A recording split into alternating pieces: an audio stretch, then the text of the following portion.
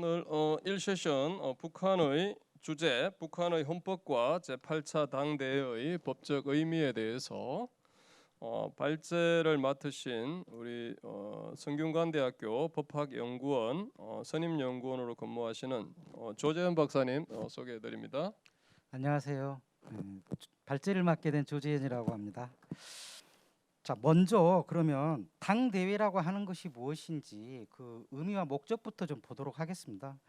이 북한의 이 조선노동당이라고 하는 것은 이 보면 그 전당과 전체 인민 앞에 새로운 유대한 전망과 정치적 목표를 제시함으로써 우리 당과 우리 혁명 발전에서 보다 높은 새로운 단계를 열어주기 위한 것이라고 이렇게 설명을 합니다. 또한 당규약 제23조에서는 이 당대회를 하면 어떤 일들을 해야 되냐면 당 중앙위원회 사업을 총화하고 당의 강령과 규약을 수정 보충합니다. 그리고 당의 노선과 정책, 이런 전략 전술의 기본 문제를 토의 결정하기도 합니다.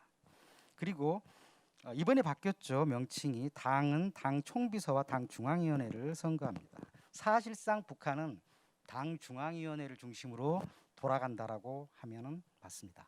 올해 당대회는 1월 5일부터 13일까지 열렸고요. 북한에서의 당은 사실상 당이 국가를 인도하는, 용도하는 체계입니다. 북한에서의 당이라고 하는 것은 당이 먼저 만들어지고 결국은 국가를 출범을 시켰다 이렇게 보시면 돼요. 과거의 헌법이 북한에서 처음 만들어질 때는 이 체제가 지금처럼 사회주의 체제가 아니었습니다. 북한이 1948년도 북한은 9월 8일 날 헌법을 만들었고 우리는 이제 48년 7월 7일 날 헌법이 이제 제정이 되었는데 불과 한 2개월 후에 북한이 헌법을 만들고 바로 9월 9일 날 정권을 수립합니다.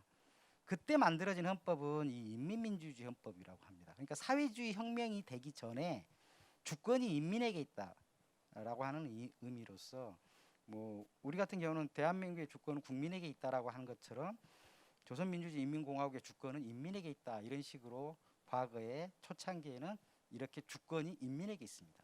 지금 중국 헌법도 역시 인민에게 주권이 있습니다. 근데 사회주의 헌법의 가장 큰 차이는 뭐냐면 사회주의는 주권의 소재가 딱 저렇게 계급화가 되어 있습니다. 노동자, 농민, 군인, 근로지식인 이렇게. 그러면 저기에 속하지 않는 사람들은 주권이 없느냐? 없습니다. 예를 들자면 저기 노동자, 농민 그게 아니라 자본가. 저기엔 자본가가 없지 않습니까? 주권이 없는 것이죠. 없습니다. 사회주의 헌법은. 그래서 바로 계급 정당이 되는 거고 사회주의 혁명을 통해서 이제는 부르주아 계급이 사라진 것입니다. 그래서 노동자 계급의 독재가 만들어지는 것이죠. 이번 1월 9일에 개정된 8차 당대 당규약의 내용을 간략하게 좀 보면 이 조선노동당이라고 하는 것은 정의가 이렇습니다. 조선노동당은 위대한 김일성, 김정일주의를 유일한 지도사상으로 하는 주체의 혁명적 당이다. 조선노동당은 온 사회의 김일성, 김정일주의를 당의 최고 강령으로 한다. 위대한 수령들을 영원히 높이 모시고 수반을 중심으로, 여기서 수반을 중심으로 하는 것은 김정을 중심으로 하여 조직 사상적으로 공고하게 결합된 이렇게 핵심 부대, 전위 부대다 이렇게 되어 있습니다. 이 노동당이 그럼 나가야 할 가장 큰 목적, 노동당은 무엇 때문에, 무엇을 위해서 존재하는가? 목적이죠. 당면 목적은 조선노동당은 공화국 북반부에서 부강하고 문명한 사회주의 사회를 건설하며, 공화국 북반부라고 하는 것은 어쨌든 북한 자기 지역 내인데 거기서는 이제 이 부강하고 문명된 사회주의 사회를 건설한다라는 것이고, 전국적 범위라는 것은 남한을 포함한 거죠. 남한까지 포함해서 사회의 자주적이며 민주주의적인 발전을 실현하는 데 있다. 이렇게 되어 있습니다. 그 당규약 서문에서도 이렇게 이제 수령들 김일성 동지와 김정일 동지를 수령으로 한다 뭐 이런 표현이 있고요. 그다음에 성군 정치에서 인민 대중 제일주로 이렇게 당의 기본 정치 방식을 바꾸었다 이런 내용입니다. 자, 선군 정치가 이제 군을 중심으로 하다가 이제는 인민 대중 제일주로 왔어요. 그래서 이제 사실은 뭐 이 인민 대중 제일주의라고 해도 인민을 어떻게 이렇게 할 것이냐 이런 부분들에 대해서는 아직도 의구심이 있긴 하지만 어쨌든 군보다는 인민대중제일주의로 옴으로써 김정은식의 사실상 통치 담론을 담고 있다. 그 다음에 이번에 개정의 주요 내용 중에 하나는 경제 핵무력 병진 노선에서 핵무력이라는 표현을 삭제했다라는 것이죠.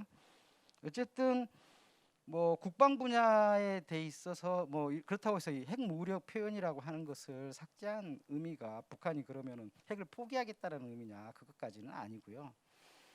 모르겠습니다. 이번에 이제 헌법이 어떻게 변화가 될지 모르겠는데 사실상 북한에 있어서의 핵은 뭐 사실상 90년대 이후로는 계속 핵 문제와 관련해서 북한 문제가 중요한 부분이었기 때문에 지금 일단은 당 유학에서는 핵무력이라는 표현은 삭제가 되었고요. 경제는 자력갱상, 국방 분야는 어쨌든 국방 분야는 강화한다, 이런 식으로 되어 있습니다. 자, 이게 결국은 제가 이제 이 발제를 통해서 말씀드리고 싶은 것은 북한이라는 사회는 법치 국가가 아니다라는 거죠. 그래서 공식 규범이든 그러니까 북한 헌법을 비롯한 국가 내 공식 규범이든 비공식 규범이든 모든 규범 체계는 당과 국가의 최고 권력을 제한하는 기능이 없습니다. 그래서 최고 권력을 제한하는 기능이 없다라고 하는 것은 법치주의 국가가 아니라는 것이죠. 이 국가 권력을 최고를 제한을 해야 하는 것은 이유는 간단합니다. 독재 권력을 제한해야 국민의 자유와 권리가 보장되기 때문인 거죠. 그게 법치주의의 핵심이고, 그러기 위해서 권력 분립이라는 제도가 뒷받침이 되어야 되는 것이죠. 근데 북한 체제는 역시 저는 이제 80년대 이후로는 거의 사회 변화가 없었다. 굉장히 단조로운 구조로 체계화돼 있죠, 북한이. 그래서 오로지 수령 1인에 의한 1인을 위한 비타협적 충성. 그런 외에 다른 예외성을 발견하기가 굉장히 힘들어요. 북한 사회에서 김일성, 김정일, 김정은으로 이어지는 그 충성과 뭐 어떤 모든 것이 방향성 이런 것 외에 예외를 발견하기 어렵고, 특히 이제 일반적인 사회주의 국가 중에서 중국, 베트남과 비교해봐도 이 북한이 과연 이 사회주의 법치 국가로 어떻게 나갈 수 있느냐, 이런 이제 의문이 있는 것이고, 북한은 법이라고 하는 것은 부르주아 계급들의 이익을 앞세우기 위해서 만들어놓은 수단에 불과하다. 법은 이렇게 봅니다. 국가도 역시 마찬가지고요. 북한이라는 체제가 사회주의 법치 국가로 나오기 위해서는 시장 경제를 도입을 해야 되는데, 중국은 이미 헌법에 중국의 국가 경영은 사회주의 시장 경제 체제이다, 이렇게 이야기를 했습니다. 아직도 근데 북한 헌법에는 북한의 나라 경제는 계획 경제라고 이제 아직도 헌법에 규정이 되어 있죠. 그래서 시장 경제가 아닌 것이, 어쨌든 북한과 미국과의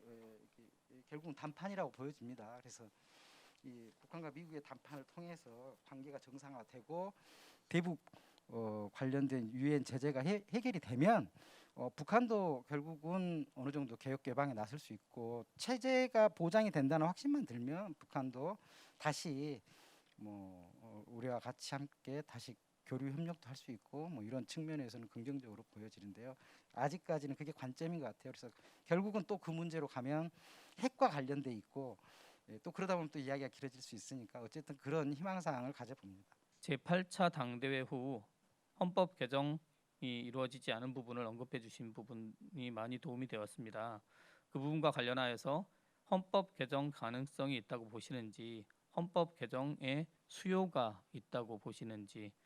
추후에 다음에 이제 또 최고인민회의가 열어서 뭔가 바뀌어야 한다면, 그것은 북한 서문에 있었던 김정일의 국가 건설 업적의 핵보유국이라는 표현을 다른 말로 순화를 하거나, 더군다나 북미 관계에서 어떠한 결론이 도출이 되고, 또 북한이 정상 국가로 나아감에 있어서 헌법의 핵보유국이라는 표현 자체가 부담이 된다면 완화하는 방식에서 반드시 핵이 아닌 다른 표현으로 들어갈 가능성이 있다. 이렇듯 북한 헌법과 당규학의 상관성에 대해서 검토를 하셨는데, 발제자는 당규와 헌법에서 적시된 국가 지도적 지침 사상과 조선노동당의 유일 지도 사상 등 용어는 필요에 따라 계속 바뀐다고 평가를 하면서 하고 있는데, 당의 최종 목적과 국가 지도 사상이 필요에 따라 변화한 것을 이렇게 그 순서에 따라서 설명을 잘 하고 계시지만,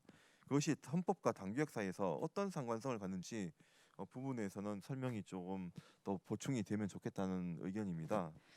저도 상당히 이 상관성에 대한 질문에 대한 답을 내놓기가 쉽지는 않습니다. 왜냐하면 지금도 뭐 상관성을 이런 원칙에 근거해서 관계를 내리기는 좀 어렵고요. 그래서 아까 같은 그런 위계 관계라든지 각각의 역할에 따라서 그다음에 시기적인 선후의 문제, 어떤 뭐 반드시 그렇다라고 하는 뭐 이런 뭐 이렇게 안 보여서 이걸 종합적으로 고려를 해봐야 되지 않을까 이런 생각을 합니다.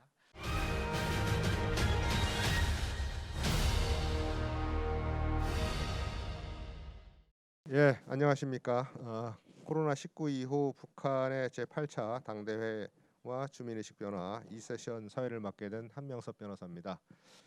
지금 두 번째 세션 주제는 코로나19 시기 북한 사회 변화와 주민의식을 주제로 지금 국립통일교육원의 교수로 계신 정은찬 경북대학교에서 경제학 박사 학위를 받으신 정은찬 교수님을 모시고 먼저 발표를 듣도록 하겠습니다.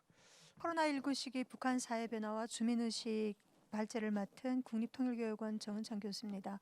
우리가 코로나19에 대응했던 우리 정부의 조치와 유사하게 북한도 작년 1월에 신종 코로나 바이러스가 발생했다는 국제적인 환경에 맞게끔 북한 내에서 이러한 코로나 바이러스 유입을 방지하기 위한 국가 비상방역 체계를 신속하게 가동시켰습니다.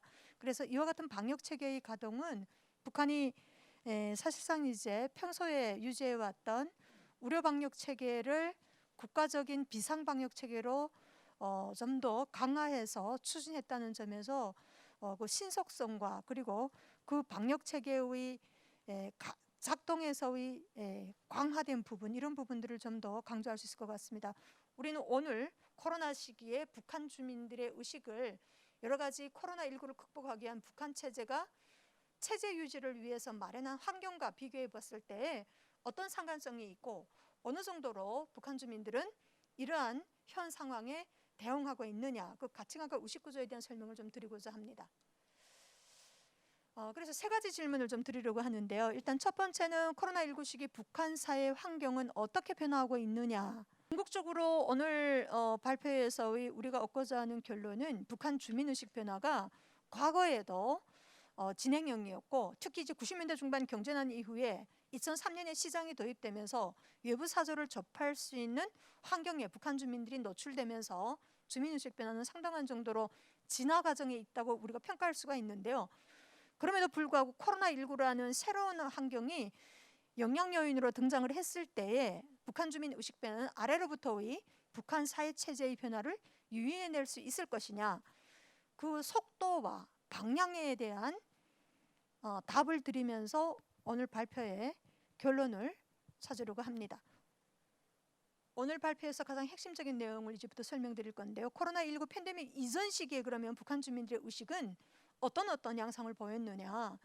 가운데 축은 이 복잡계 이론을 가지고 분석한 건데요. 90년대 중반 경제난으로 인해서 국가 공급이 제대로 이루어지지 못해서 배급제가 거의 붕괴되게 됩니다.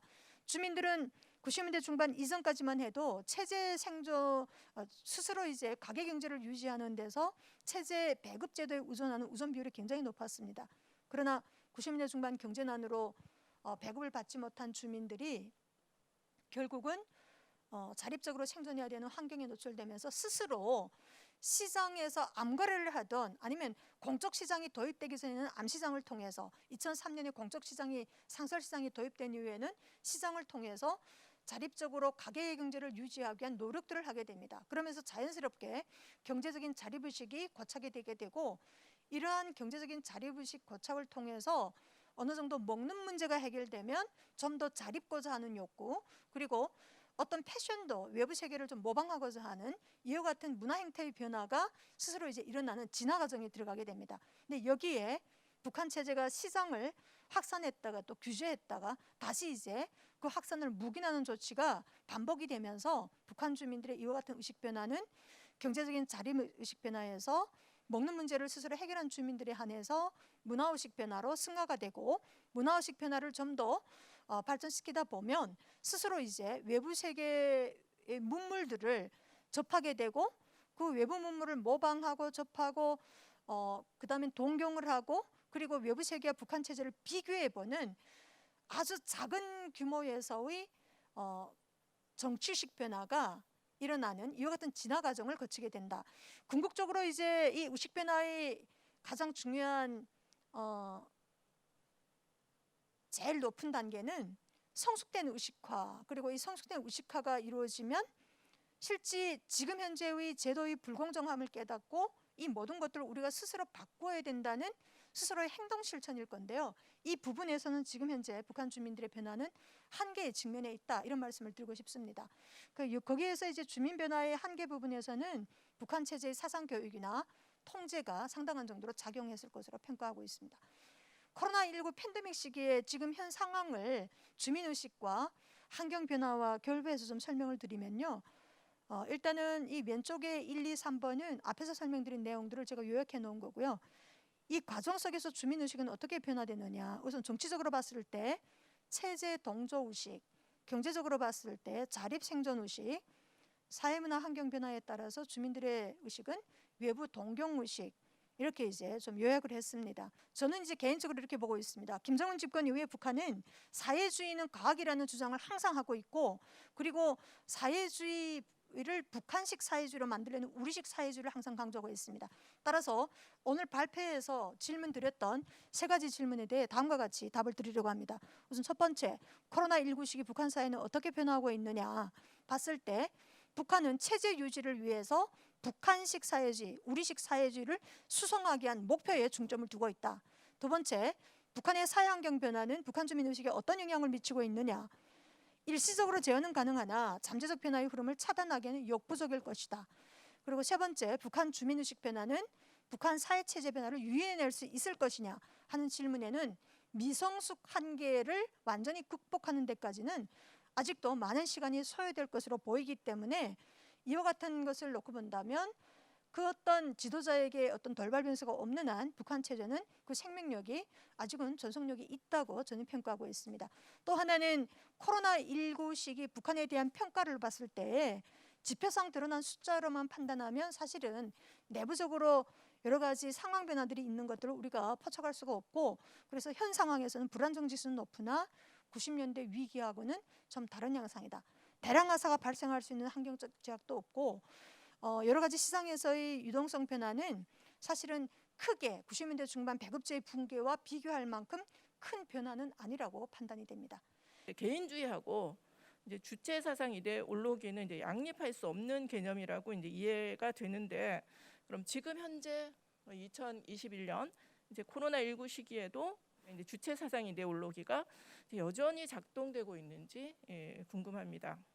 이제 정답은 없지만 표면화된 의식은 그대로 주체 사상이 확대된 김일성 김정일주의를 준수하고자 하는 북한 주민들의 여러 가지 실천 행동으로 보여지는 부분도 있으나 실제는 잠재적인 의식 변화는 여전히 진화하고 있다, 이렇게 이제 정리해 드릴 수 있겠습니다. 하노이 북미 회담에서 북한 내부에선 굉장히 많은 기대감이 있었고, 이제는 미 제국주의 원수와 우리가 같이 뭔가를 함으로 인해서 대북 제도도 풀리고 우리도 이제 이 밥에 고깃밥을 먹을 수 있고 잘 살 수 있다라는 희망이 너무나 강렬했었는데, 결국엔 하노이 북미 회담의 결렬됨으로 인해서 엘리트들도 북한 내부의 그 주민들도 굉장히 피로감, 이 대북제재 상황을 계속 견뎌내야 되고 자연재해는 벌어지고 코로나19까지 겹쳐지는 이러한 상황 속에서 굉장히 피로함과 고통을 호소하고 있다는 증언도 있었는데요. 그래서 이러한 북한의 여러 가지 사회 문화적 상황 속에서 그 교수님이 혹시 생각하시는 북한의 엘리트들, 그 주민들이 행태가 앞으로 어떻게 이제 좀 변화가 될지 혹시 거기에서 고견을 주시면 좋을 것 같습니다. 엘리트들은 안주의식을 가지고 있고요. 그래서 체제가 잘못 작동된다는 건 인식은 하지만 적극적으로 나서서 그것을 바꾸기 위해서 행동은 하지 않는 이와 같은 한계가 있고요. 주민들의 의식 변화는 사실은 스스로 잠재적인 의식 변화는 추구하고 있으나 주민들이 행동의 주체가 돼서 그것을 주도하고 변화시키기에는 아직 잠재의식 속에 있는 공포나 두려움 의식이 상당한 정도로 높기 때문에 이러한 행동 의지들은 앞으로 실천으로 옮겨지기 어려울 것 같습니다. 예, 고맙습니다. 장시간에 걸쳐서 발제와 토론을 해주신 두 분께 감사드리고요. 이 세션을 모두 마치도록 하겠습니다. 감사합니다.